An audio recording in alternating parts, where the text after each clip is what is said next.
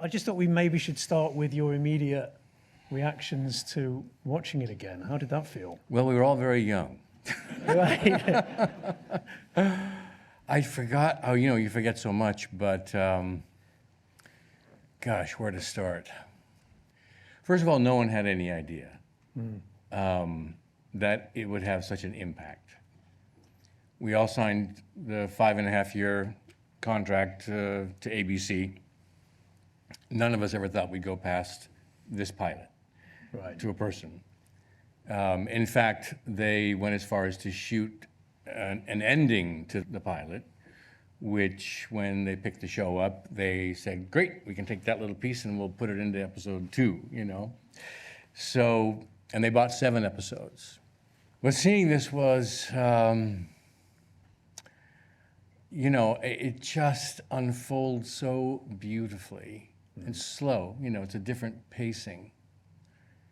But it's just, you just don't see the story building and the character building like that. And you certainly didn't see it at that particular time in '89 when we made this.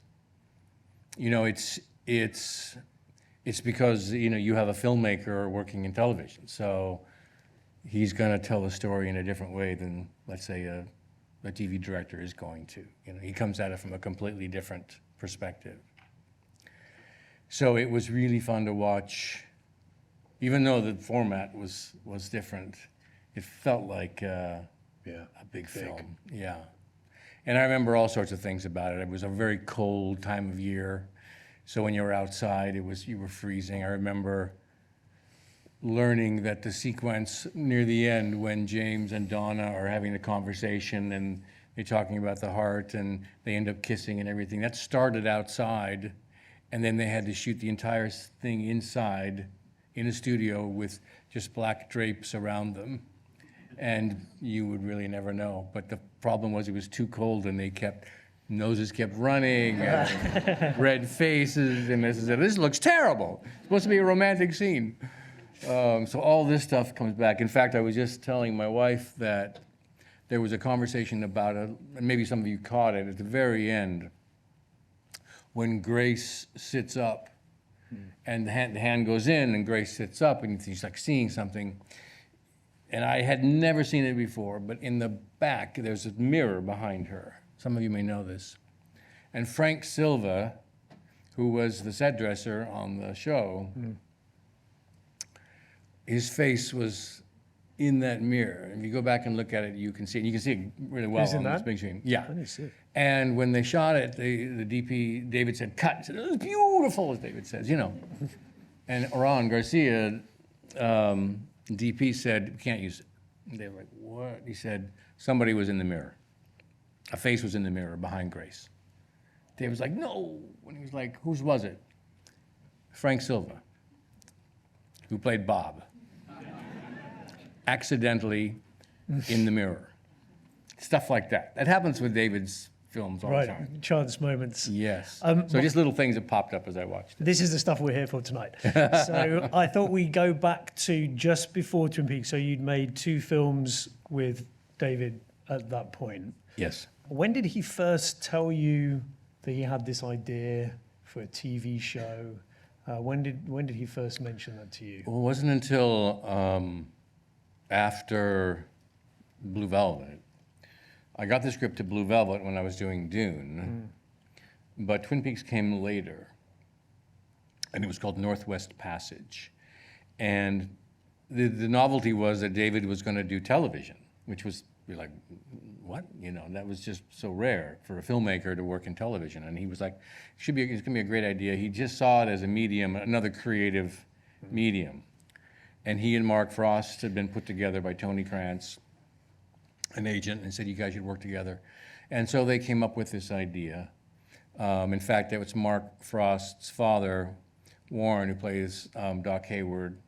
And I didn't realize this, but it's the newscaster who's talking.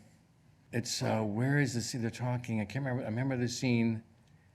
The newscaster is talking. It's Mark Frost talking as the newscaster. I don't remember exactly the scene, but he's on the television, and I heard his voice. Oh, that's Mark's voice. in this episode. In this episode, yeah, stuff like that.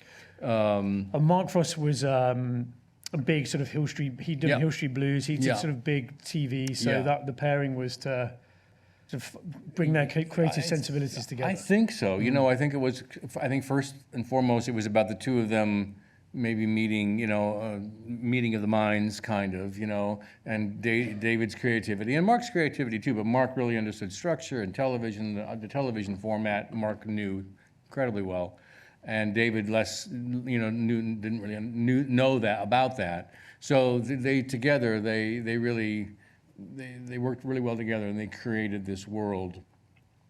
And it was that combination, because Mark had come from a certain type of TV, and David's, of course, brilliance in terms of visuals and storytelling and everything else, really clicked. And do you think you got the first call in terms of casting? David wanted me, yeah. He said I was Dale Cooper for him. And I met with Mark. We had a lunch together just because I was a little concerned that I might have appeared a little young to be an FBI agent out in the field. And I agree with him. Looking at it, I was like, he does look a little young. But part of that worked in my favor, because there was some curiosity that maybe I wasn't who I said I was. And I was coming in and talking to a strange tape recorder and sort of pretending to be an FBI agent. And they said, well, that kind of goes along with the idea that maybe that's what's going on. So. And did he, I know that I've heard you say that David Lynch didn't really do auditions when he was casting, but did you read against other actors? You were just No, put I was together? there. I was put together. And David, that was part of the thing. He meets with actors, and he'll hire actors in unusual situations, but he doesn't read them, or rarely, I think. He just gets a feeling of who you are, For instance, Andy, Deputy Andy, played by Harry Goes, was driving David. He drove David from the airport. He picked him up. He was a driver, not a chauffeur isn't really the word, but he worked for a company. And he was driving, and he and David got to talking, and David just liked his energy. He's such a sweetheart of a guy. And David said, I want you to play this role in Twin Peaks. What was that? And there you go, And it's such a big cast to fill. I mean, there's so many parts. Yeah, and some, certainly many returning faces. Jack Nance, of course, Everett McGill from Dune, who I met during filming of Dune, and I'm sure there are others I'm forgetting, yeah. And how much time did you have to get into the character and develop the character? You shot it in early 1989. How long did you have to prepare? I had time to prepare, and to work on him. I honestly just really, I didn't really study an FBI agent or anything like that. I just kind of created my own sort of version, but I did borrow from David a bit. I borrowed some of his mannerisms, sheriff, kind of fantastic, trees, Douglas firs, and I did borrow some of David's. He has very great enthusiasm for certain things, trees, of course, and coffee, of course, and pie, There's some of the things that he just loves, and he's so childlike in his wonder of these things, and I wanted to have a little bit of that in there with Cooper. And I noticed on the back of the autobiography of Dale Cooper. Yes, which I wrote all that. You wrote all that. We'll come on to that. That he is kind of described as an Eagle Scout on the back cover. Yeah. So that felt like a. Well, that's David. Yeah, David was an Eagle Scout, and he taught me how to build a fire. Actually, the proper way to build a fire. I always just use newspaper and stuff it under the grate, light the thing up. He said, no. You have to get your knife and you have to whittle down to get some little kindling, and then you get a little bit bigger, and you start the fire against the log, and then you slowly put larger and larger pieces on, and then you finally add all your things. And so now when I build a fire, the way David taught me how to build a fire. Did you whittle your own whistle in the? I can whittle a willow whistle. Yeah, it has to be willow, because you can take willow and you can pull the casing off of the wood, and then you cut the pieces on the inside. Right. That I learned that before Twin Peaks. I learned that in Yakima, growing up on a golf course. I would, in our downtime, there were a lot of willow trees on the golf course where I worked at, and so I learned how to, do a willow whistle. So. And you were from the Northwest. I am, yeah. So I wonder if you could tell us Brits, well, not all Brits, but for those of us in the room, what are the sort of characteristics of the Pacific Northwest, and how does that come across in the show? Well, we speak differently than you do here, first of all. Right. Well, you do a very good English accent. No, I don't. I really don't. But thank you. You're very kind. So what we saw here was the western portion of Washington State, which is lovely and alpine and green and rainy and misty and all of those things. I come from the east side of the state, which is more like the Sahara, to be quite honest. It's extremely dry, very little rainfall, because all those beautiful trees and those mountains that you saw block any of the clouds that would move across the state to the east side. So I'm from Yakima. It's sort of a low desert region, and heavy agricultural. And it's also where the wine, I have a wine business, and that's where the wine is focused, on the east side of the state. Okay. Washington wine, which I'm here to also give a shout out to Washington wine. Well, maybe we can start selling it in the bar. That would be great. Well, I'm going out Monday. Yeah, I'm going out with my wine folks on Monday. We're going to Brighton, actually, to meet some folks down there. We're going to do a little bit of tasting. So yeah, so I actually have a presence. Washington wine, yeah, here in London. All right, so we're here first. Slowly but surely, we're taking over. Okay. So. Bring a crate. We'll happily join in. So it must have been nice to be in the Northwest, but it sounds like a different terrain for you. But I want to go to day one, day one, shooting the pilot. Can you remember your first day? I have three possible day ones that I can remember, because they were early on. One was at the hospital, when I first make an appearance at the hospital, and I'm coming down and I'm talking to Sheriff Truman, and and that's very early in the film for me. So the character is still feeling like it's a little, I'm a little uncertain, but I kind of know what I'm doing, but I'm not sure. But it looked okay tonight. And the scene that carries forward into the scene where we have the letter that comes out of her fingernail, which was my bit of sleight of hand. So they were like saying, "Oh, you just got to do this." And I said, "Well, no, we have to make it work." So I basically put the forceps, or the little tweezers, against her finger, and then I just slid my fingers down the metal shaft of the thing, which made an illusion great. But then I failed to pull them back so that it looked like I would pull it out, which I always is my pet peeve. I wish I could have done that shot again. But that was very early in the film, or it may have been the other early sequence was, which one was I remembering? It was it was the drive up, actually, in the car. So my introduction, when I'm talking, and I noticed it, but you may not notice it, but as I'm speaking into the, hey Diane, I'm driving up Lewis Fork, Highway 2, Cherry Pie, that'll kill you, all that. So I'm just driving, that's all just one take. We had a very short section of road which to film that. So I got about 2/3 of the way through, and I'm looking ahead, I'm going, Jesus, we don't have very much room. So I start talking much faster towards the last part of that, just so we can get it all in before we have to stop and turn the rig around, because we're all in a rig, and go back. In fact, the last line is not even on, it's the, God, tell me what kind of tree they're really something, when I'm driving past the sign, because we had to do that after, because we didn't have enough time to shoot it in the. Actually, I read that David Lynch described you as one of the great thinkers on screen. He said you were one of the best at thinking on screen. Oh, that's great. That's nice I wondered what your actor's toolkit was for thinking on screen, because you do have to do a lot of figuring out and talking into a dictaphone. No, I just, it's, you think through what's happening in the moment, or what your decision is, or what you know and what you don't know. And you've not heard him say that? No. I mean, I think it's, really it's simply about staying present, I think, as an actor in the moment, and which is, you've got to do that over and over and over again, but you got to have to stay present each time. It's all new each time. And I think if you are present, then as things come to you, you think of them. I mean, one of the great things I learned is working on Blue Velvet, when I was working with Dennis Hopper, I didn't have to do anything.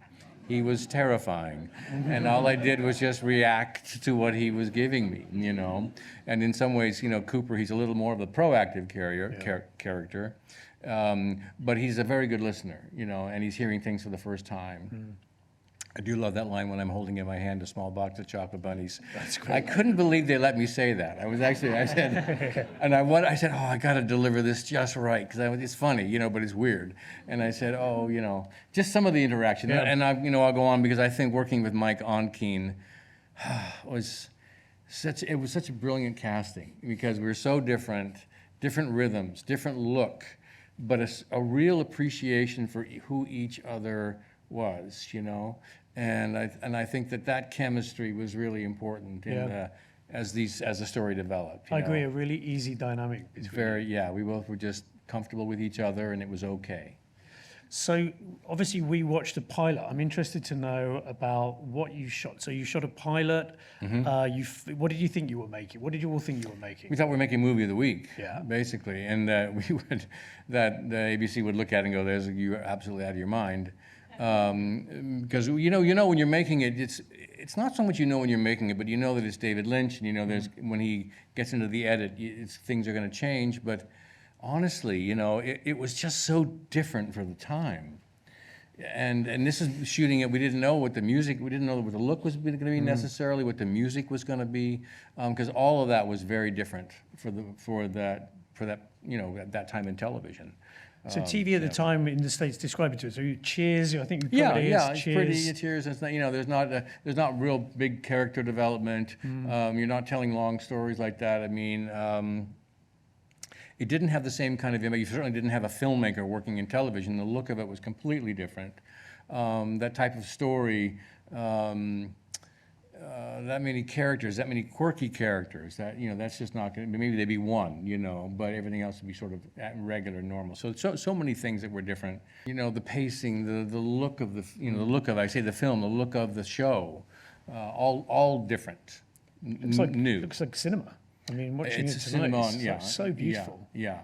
And I think, you know, they talk about that, looking at that and seeing that, and that we're telling that story, really, they had a heavy influence, a strong influence on what came next. I think particularly The Sopranos, which is about 10 years later, I think, just had a real impact on David Chase, you know, and said you know, and he really took it to another level, I think, you know.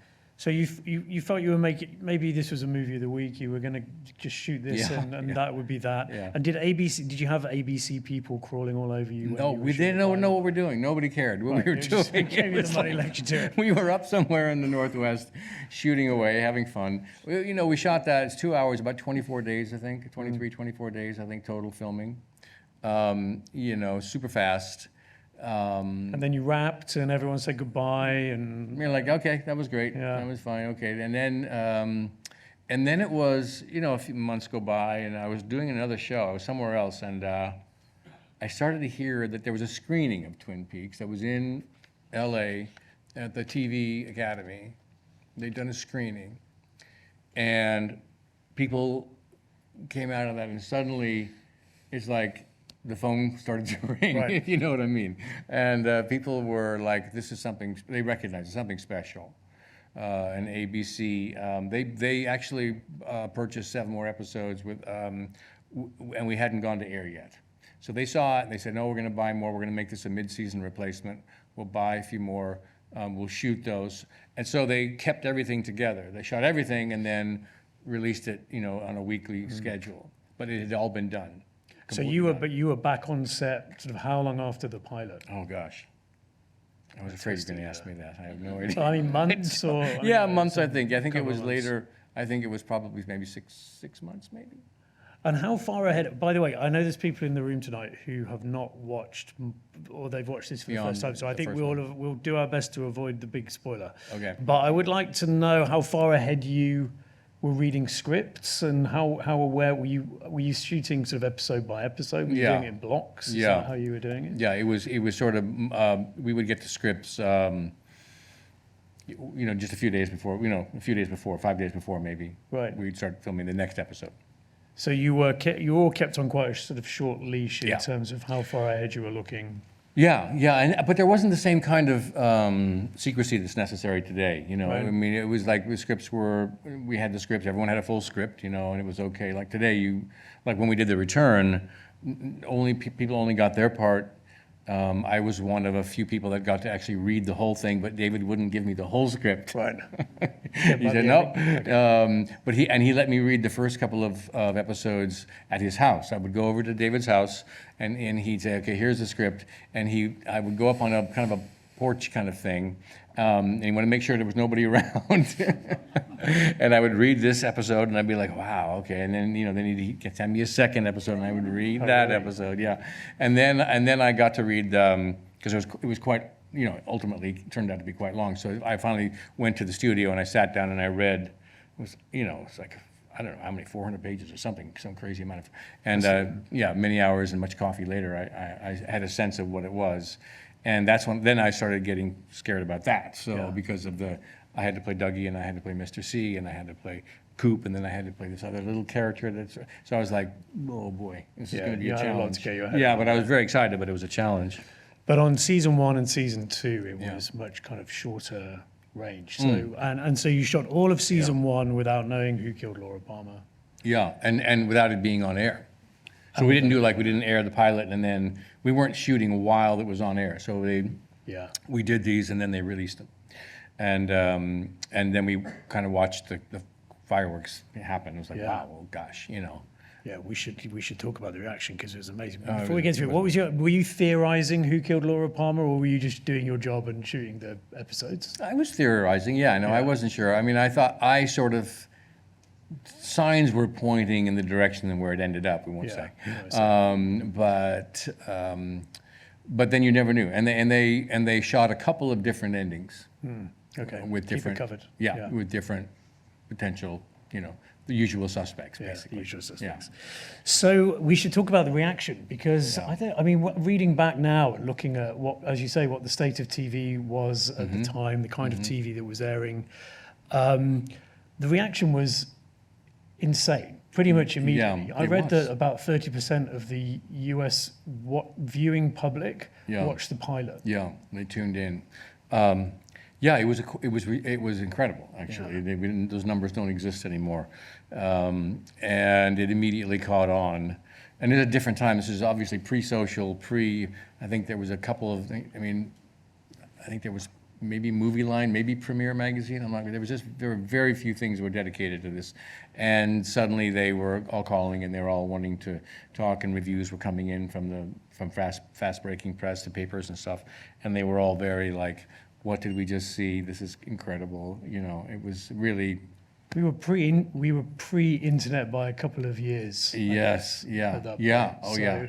Even though you're now a huge social media star, at the time that was obviously. How were you? So this is how you were receiving the idea of celebrity and notoriety. We were just kind of, we sort of felt it was happening out there, but you weren't really immersed in it. We were just going to work. So when we started the second season, we were just going to work, and doing our thing and having fun. And it was really nice that for the first season, it was nice that ABC, of course, had picked us up. That was great.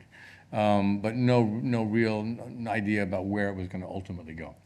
It's also really interesting to me how compressed the timeline is between sort of a pilot airing and season 2 ending. I mean, it's sort of April 1989 to April 1919 to like June 91 or something like that. It feels like it made such a cultural imprint. Yeah. But actually, it was like 18 months. Yeah, a very short period of time. And that second season, you're filming ahead, and then it's airing weekly, and so you're basically, as you're shooting, the air dates are beginning to catch up. You're shooting, and air dates are starting to catch up with you. So you get towards the end, and you're sort of running crazy. Well, in the UK, there was a lag on the first season by about April to October, whatever that is, 6 months. But then I think we caught up. For the second, yeah. It was like a week apart by the time we were finding out who killed Laura Palmer. Yeah. And how was it working with other directors on the season? Because there were a couple of regular directors who went on to shoot big shows like ER and The West Wing. But that must have been was it a strange experience for you? A jarring experience? Not so much. It was a little awkward. So the first day was sort of, we're getting used to a different energy and a different point of view, a different perspective. Of course, we compared everyone to David. and it was always like, okay, well, it's not David, but, it's okay. Some to a greater and lesser degree in terms of getting Twin Peaks, But ultimately, it was very, very difficult, I felt, because David, it's his show, and it's like there's only one David. And the other directors were great. They were great directors, but the tone of it was so specific. And I also say, David he can get away with more. He can do more, you know what I mean? And part of the issue with Twin Peaks and the challenge, I think, was because of the success, there were a lot of people that were involved with opinions, about what it should be and what you can say and how you should say it and what was clear and what was not clear, and notes would come through a lot. They would. Yeah. Okay. Yeah. And that just happens, And then obviously there's a moment where, as I understand it, ABC put a lot of pressure on Mark and David to resolve. Yeah. And that was earlier than they would have wished to. Yeah. But ultimately, the audience was like, come on, already. They wanted to solve the mystery. Yeah. And I think that I don't know if it would have been possible to continue the mystery all the way through however many seasons it may have run. No. It's just impossible, I think. And there's a very neat queuing up of season 3 at the end of season 2 in the in 25 years we'll be together again. When did you wrap season 2 thinking, see you all in 25 years, there's a big master plan here? How did that come together? We wrapped, so that final image of me with the mirror, I was excited because I thought, now I've got a whole new playing field here to explore. And I was really looking forward to that, and then ABC canceled us, Okay. So I had to wait 25 years to be able to go through that experience. And quite honestly, it's not that I was happy about it, but I do think in those 25 years, you change as a person so much, you change as an actor so much, that I don't know if I would have been able to do what I did in season 3 if we had somehow started it immediately after season 2. So I needed time. You needed time, and you were happy to take a back seat on Firewalk with Me. That wasn't. Yeah, that was it was sort of Cooper hadn't sort of come in yet, so it was more of just sort of foreshadowing, I guess, of what was to come. It was really fun to work with David Bowie, though. That was great. He was such a gentleman, such a sweet guy, so excited about being in the world, and was a huge fan of David Lynch and all of us, and he loved the show, and he couldn't have been nicer, kinder, more open to the whole experience. You can kind of see it on his he's face. Having fun. And obviously he came back as a kettle.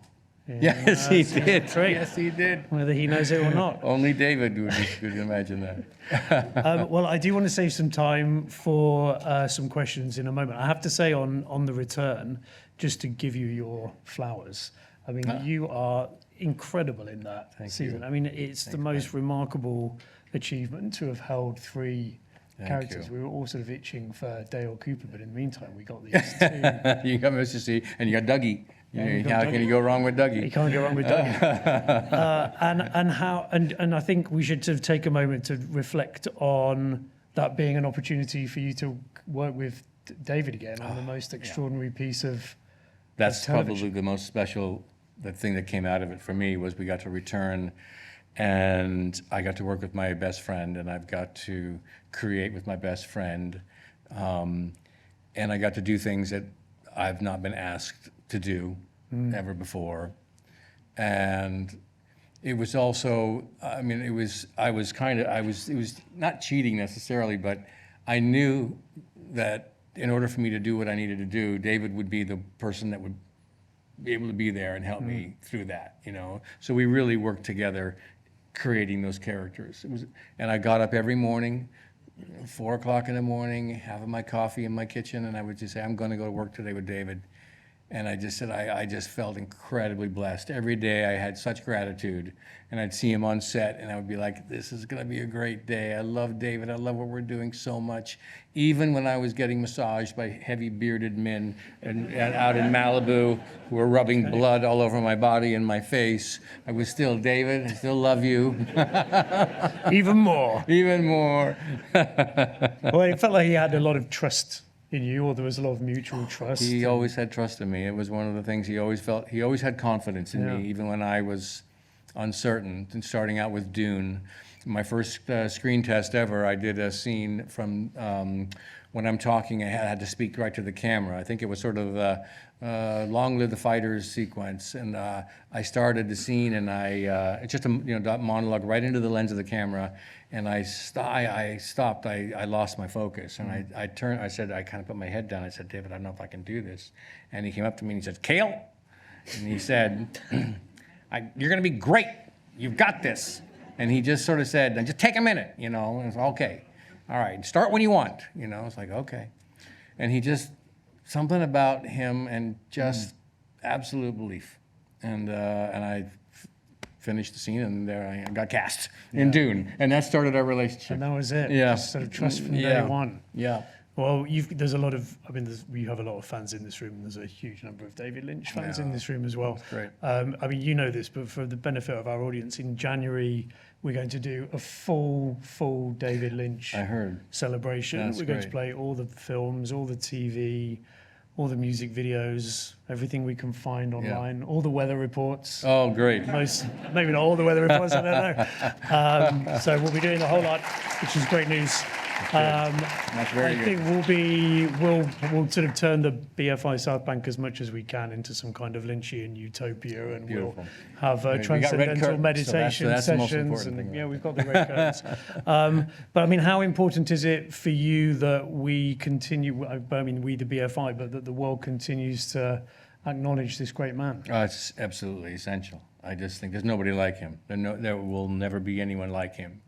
He saw the world in a very particular way. I have my personal relationship with him, and I love him dearly, and I miss him dearly.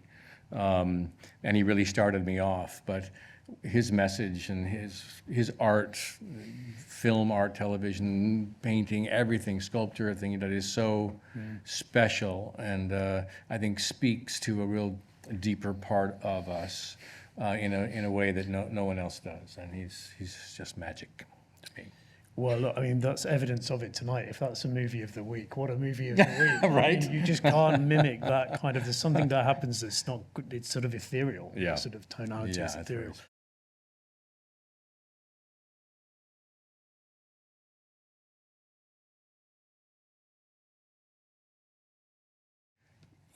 Those two people in particular, every character is important, but you have to believe that they've lost what they've lost in the show, or it's not going to work.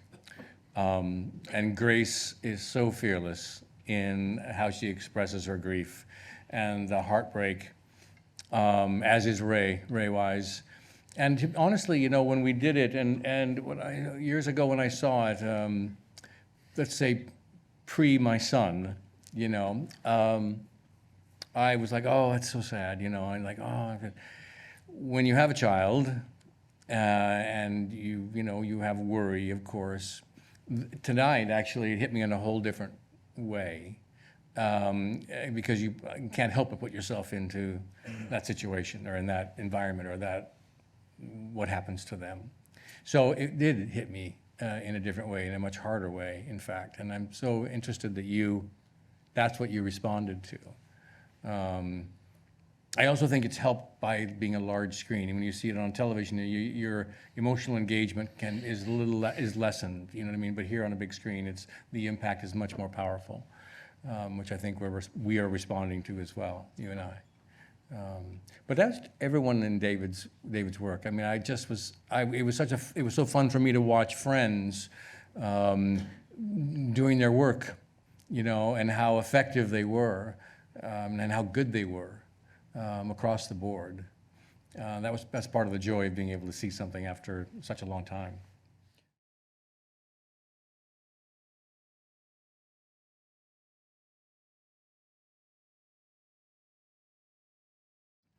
There was none. Thank you. Yes. And I won't say, we're not going to say anything for people who are going to continue on, I won't say, but no, he just sort of let me imagine whatever, and it's also a hallmark, you may know, of David. He doesn't like to tell you things like that. And I learned very early when I was working on him working with him on Dune, I would come to him to his office every day with at least a half hour worth of questions.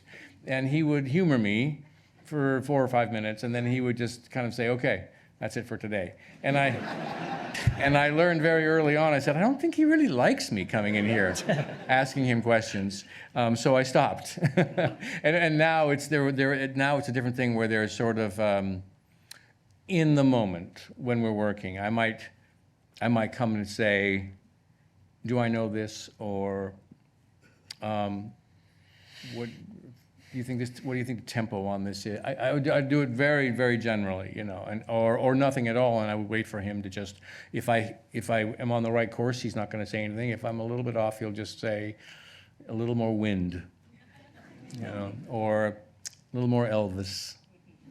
And these are the way he would sort of let me know kind of where I needed to go. And it was up to me to Wind sort or of, Elvis to style. plot that somewhere on the, on the circle, on the map, which actually worked out pretty well.